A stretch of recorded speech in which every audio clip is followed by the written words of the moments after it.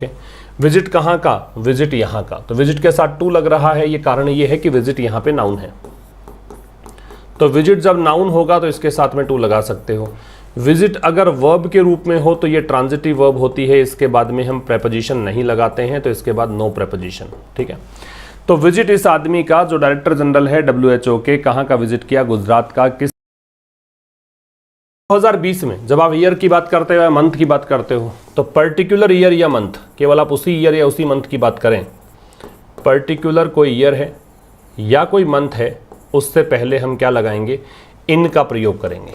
Particular year और particular month से पहले इन का प्रयोग करते हैं। तो 2020 में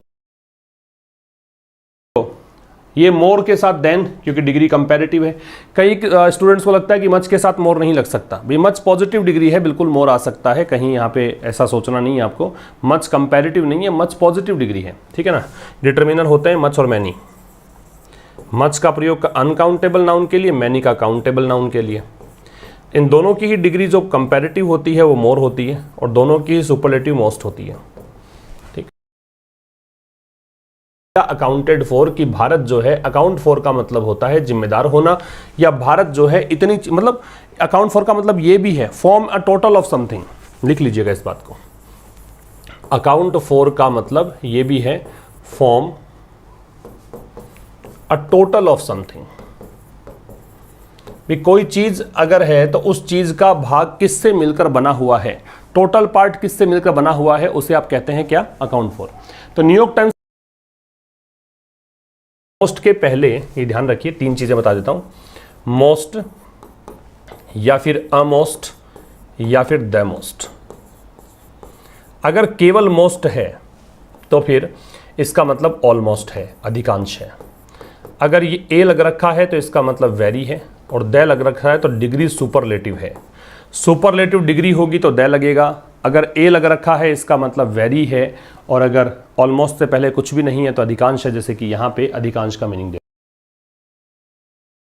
अच्छा जी, ये एज मच एज क्यों लगा दिया? पहली बात तो परसेंटेज में जो चीज होती है वो अनकाउंटेबल मानते हैं, एक तो ये, तो यहां मैनी तो नहीं आ सकता, मच ही आ सकता। दूसरी बात, एज के बीच में डिग्री पॉजिटिव आती है। मैंने अभी बताया आपको कि मैनी और मच दोनों ही पॉजिटिव डिग्री है, तो एज की पॉजिटिव डिग्री है। अच्छा, बात यह है कि ये एज क्यों लगाया, मतलब क्या जरूरत थी मच लगाने की, सीधा 86% कर देते। तो अगर आपको जोर डालना है किसी आंकड़े पर, किसी संख्या पर, तो आप एज मैनी एज या एज मच एज का प्रयोग करते हैं, अगर आपको इंफेसाइज करना है तो। अगर आप स्ट्रेस नहीं डालना चाहते हैं तो फिर आप सीधा यूज करिए। ठीक है, तो काफी ज्यादा बड़ा था, इस कारण से एज मच एज कर दिया। 2018 में मैंने कहा था कि ईयर से पहले इनका प्रयोग करेंगे। State such as Tamil Nadu, such as जो है वो एग्जाम्पल देने के लिए यूज किया जाता है। तो राज्य जैसे कि तमिलनाडु है, केरला है, मिजोरम है, उदाहरण के लिए।